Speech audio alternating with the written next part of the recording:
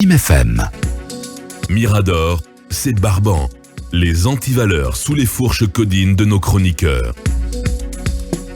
Talibé, on s'intéresse au FNDC, le FNDC qui traverse une zone de turbulence. Une zone de turbulence dont l'illustration nous est parvenue à travers, dans un premier temps, différentes sorties de représentants, ou en tout cas d'acteurs des cellules ou des antennes du FNDC à l'intérieur du pays. Vous vous rappelez samedi dernier, celui de l'Abbé, le président de l'antenne de l'Abbé, avait fait des révélations ici et porté même des accusations graves contre la coordination nationale, contre le coordinateur sortant Abdourahmane Sano, dénonçant donc en définitive le mécanisme qui a conduit au choix de Fonike Mangue pour prendre la succession de Abdourahmane Sano. Et donc hier, un collectif dit des coordinations du FNDC a convié la presse pour y procéder à un réquisitoire sévère contre justement la coordination du FNDC.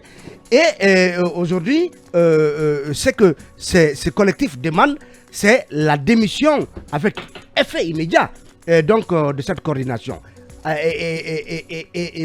Oui, mais de quel droit ce collectif mais de quel droit ce collectif pousse le bouchon jusqu'à interdire. Non, attention quand même. Non, lorsqu'il était question de manifester, ce collectif était sur le terrain. Il y a eu des morts. Donc attention, hein. Donc ce collectif pousse le bouchon jusqu'à interdire à la coordination de communiquer tant que sa démission n'est pas effective. Ouais. Alors aujourd'hui, c'est la preuve par mille que ça branle dans le manche au sein du FNDC. Ouais. Mais hier, on a reçu ici Sekou Koundouno, qu'on a trouvé... Mais Talibé, d'abord, quelles sont ces antennes? Ces antennes qui sont en train de ruer dans les brancards aujourd'hui, si on peut se permettre l'expression, parce que c'est important de savoir quel est justement, comment je vais dire, le poids de ces entités en termes de représentativité.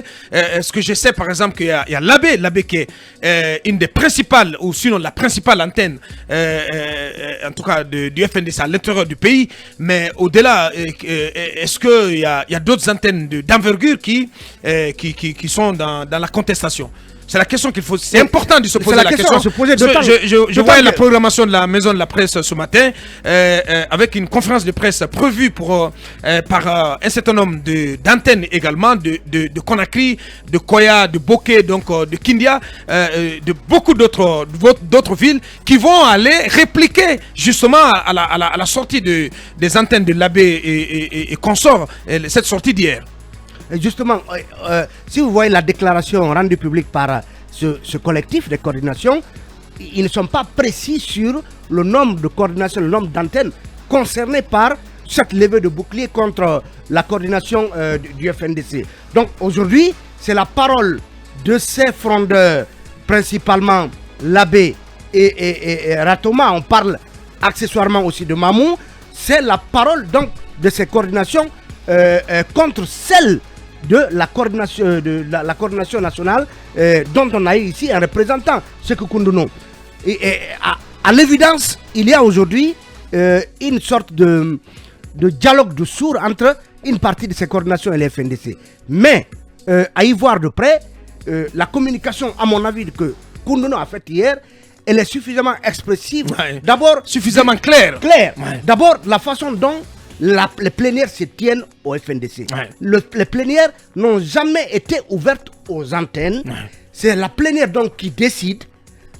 Une plénière au sein de laquelle vous avez des structures importantes comme l'OGDH, comme les partis politiques, comme les partis politiques, donc le FNDC politique, c'est l'UFR, c'est le PDN, c'est le BL, où vous avez le modèle, j'allais dire, où vous avez également les syndicats. Les syndicats. Donc c'est cette plénière qui s'est réunie, comme ça a toujours été le cas, et c'est également cette plénière avec ces structures-là qui ont désigné Abdourahmane Sano à l'époque comme coordinateur national. Donc c'est bis repetita, c'est ce processus de fonctionnement qui a permis donc d'organiser cette plénière et de désigner Fonike Mangue comme coordinateur national. Et les accusations de détournement, il n'y a aucune preuve de brandy en ce moment. Que Koundouno a été clair. Suffisamment clair. $40 000 qui encore existe. Et Abdourahmane Sano, il nous a dit ici toute la prudence d'Abdourahmane Sano. Parce qu'Abdourahmane Sano... Et ce qu'on sait, ce qu'on sait, Talibé, c'est que, parce qu'il y a une discussion, Sano lui-même aurait à date dépensé jusqu'à plus d'1 milliard de sa poche pour faire fonctionner le FNDC. Attention à la manipulation. Attention à la manipulation. Et moi, je me pose franchement, il faut faire attention. Nous avons mis la main... Il ne faut pas cracher sur le combat et le sacrifice. Nous avons mis le sacrifice de ces hommes. Un mémorandum qu'un certain nombre de coordinations ont envoyé justement à la coordination nationale. Oui. C'est important de dévoiler. Parmi ces points, c'est important de dévoiler cela. Parmi les points, c'est ubiesque. On demande que au niveau des quartiers, au niveau des communes, attendez, je vais vous lire ce point 6, les recommandations faites donc par ces quelques antennes.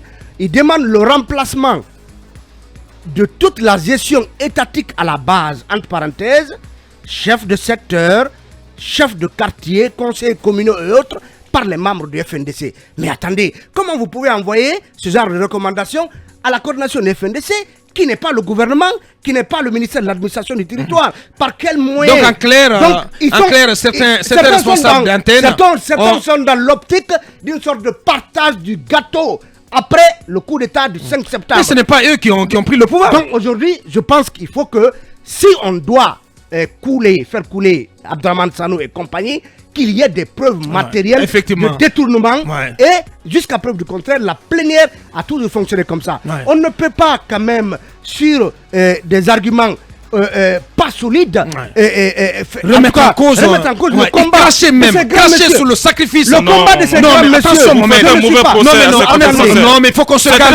C'est une tempête dans un verre d'eau. Non, je vous assure. C'est pas possible. Kondouno nous a dit ici que la coordination est ouverte aux discussions. Il faut venir discuter à de nouvelles propositions. C'est clair. Peut-être pour changer la façon dont la coordination fonctionne. Ils sont ouverts à ce genre de propositions. Mais à date, la plénière qui a désigné Fonike Mangue, c'est une plénière légale, légitime et qui a force de décision. Et qui n'est pas souveraine, à mon avis. Et voilà donc ce qu'on pouvait dire. Oui, Mohamed, en une minute, avant d'aller à la pause. En une minute, il n'y a pas de démocratie et il n'y aura jamais de démocratie au sein du FNDC. Mohamed. Le premier véritable dossier brûlant de la nouvelle directrice des mouvements associatifs des jeunes de Mme Delphine Ondo, c'est l'affaire FNDC. Il faudrait qu'elle s'en occupe une bonne fois pour toutes. En faisant quoi? Ce FNDC doit disparaître. Comment? On n'en a pas besoin. C'est un front qui n'est pas légal. Je vous dis, non, j'en viens. C'est un front qui n'est pas mouvement. Il faut réglementer ce mouvement qui n'est pas du tout légal. Tu ne comprends rien, du tout pas légal. Tu ne comprends. Non, vous refusez de comprendre. C'est un mouvement qui n'est pas légal. C'est un mouvement qui ne doit plus exister. Attendons d'autres fronts qu'ils vont créer d'autres combats. Mais pour le moment, c'est une transition. Ce front n'a pas besoin d'exister. Parce que ce front ne va jamais s'opposer à la transition version Mamadi Doumbouya. Ça, je vous le rassure. Ils sont en train d'amuser la galerie. Vous comprendrez enfin que c'est un front qui était là pour déstabiliser le régime Alpha Condé, qui empêchait le régime de travailler correctement. Très bien. Je m'entends parler, monsieur. Allez, les choses sérieuses sont engagées. On va revenir pour continuer à parler du FNDC.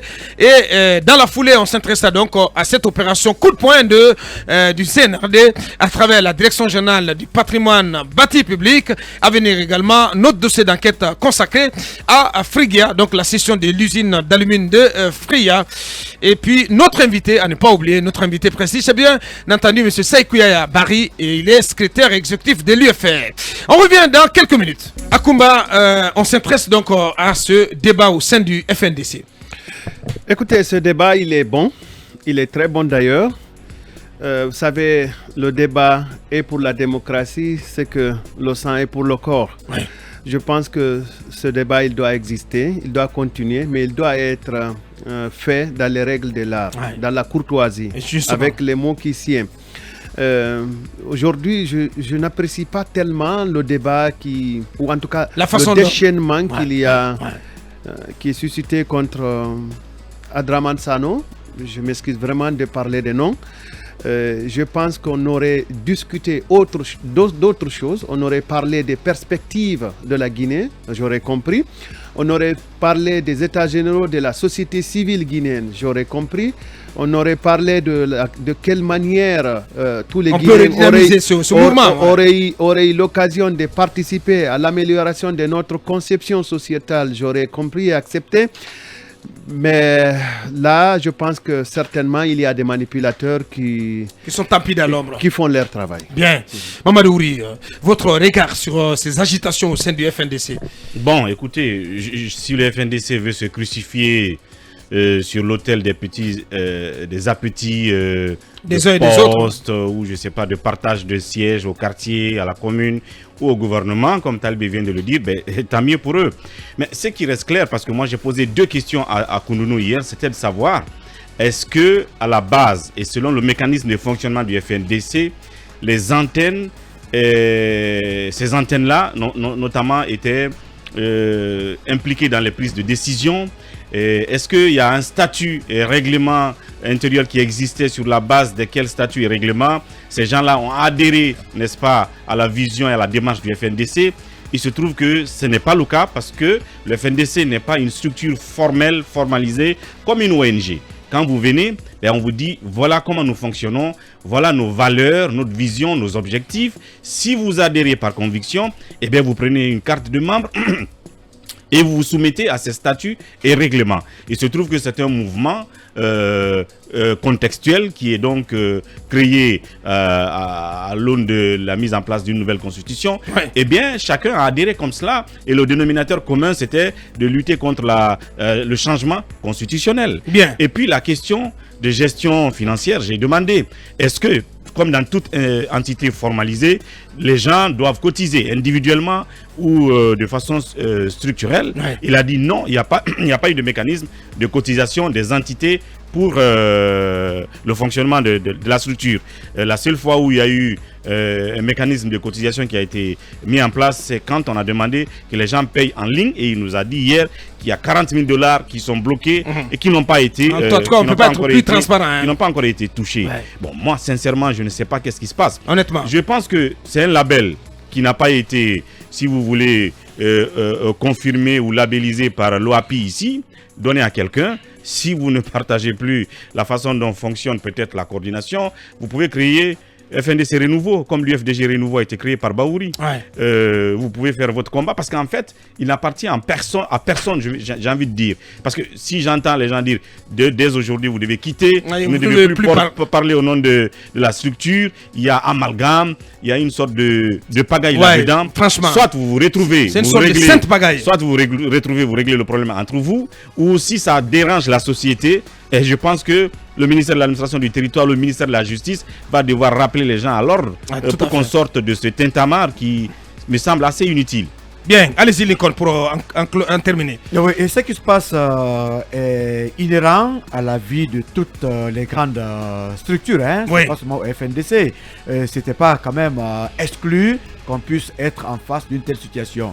Mais ce qui est quand même est important, c'est la façon dont une telle crise devrait être gérée. Tout à fait. Alors aujourd'hui, la coordination et même, pourquoi pas, ces antennes devraient savoir raison garder. Honnêtement, très important. Surtout pour la mémoire de tous ceux-là qui ont perdu la vie, qui sont tombés pour la mémoire sous les balles des FDS, qui sont handicapés à vie, pour la mémoire de tous qui ont perdu, en tout cas leurs biens, de tous ceux qui ont été victimes de ce combat. De la répression sauvage. C'est très important.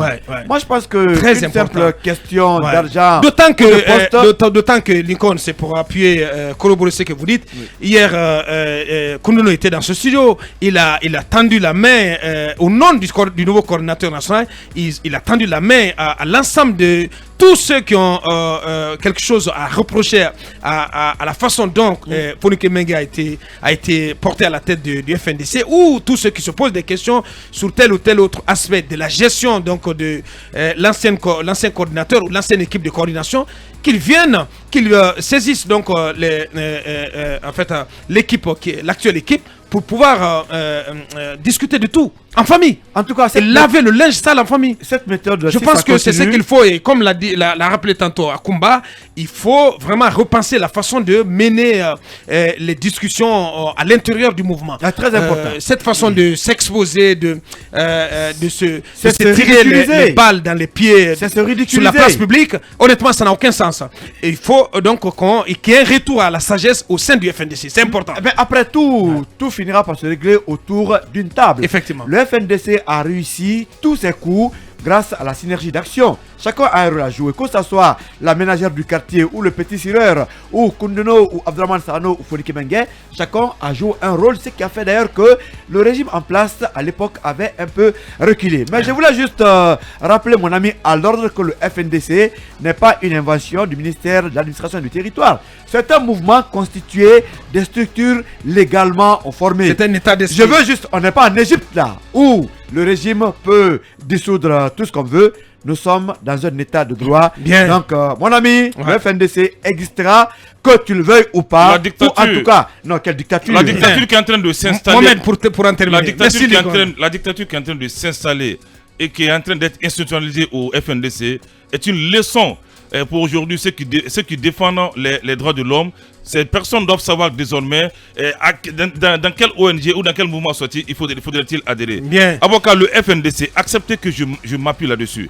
Monsieur Koundono a dit hier, il s'est exprimé hier largement, mais un point a attiré mon attention, qu'il n'y avait pas de Guinéen plus légitime que pour accéder au perchoir. Mais attention, il faudrait qu'on cesse d'insulter l'intelligence des Guinéens. Celui que le perchoir n'est-il pas légitime? Mais moi, je comprends enfin que le FNDC avait des visées politiques. Les antennes de l'étranger ne sont pas d'accord, désavouent cette méthode de nomination de Fonike Mengue. Même s'ils disent entre eux que ce n'est pas Fonike Mengue le problème. Bien. Mais juste à titre informatif, on pouvait envoyer un courriel à tous les coordinateurs pour les informer de la tenue de la plénière. C'est ce qui n'a pas été fait. C'est après la tenue de la plénière que les instances ont été informés. Aujourd'hui, c'est un front, M. Lincol, qui est désavoué. C'est un front national aujourd'hui qui n'a pas sa raison d'exister. C'est un front aujourd'hui qui bat de l'aile. Et tenez-vous bien, tout ce qu'on ne nous dit pas. Moi, j'attends une seule réponse. Qui a financé les différents voyages des trois coordinateurs? Iram Diallo, Sekouno et Pounkema. Qui a financé? Mais c'est pas l'État. Hein? Vous avez 40 000 $, vous ne touchez pas 40 000 $, mais vous préférez rencontrer l'État. Qui a financé ces voyages? On veut le savoir. Merci. Si on ne le dit pas, c'est qu'il n'y a pas de transparence. Est-ce que tu as raison pour le savoir? On va continuer à suivre ce débat. Ce débat donc au sein du Front National pour la défense de la Constitution. On continue l'émission.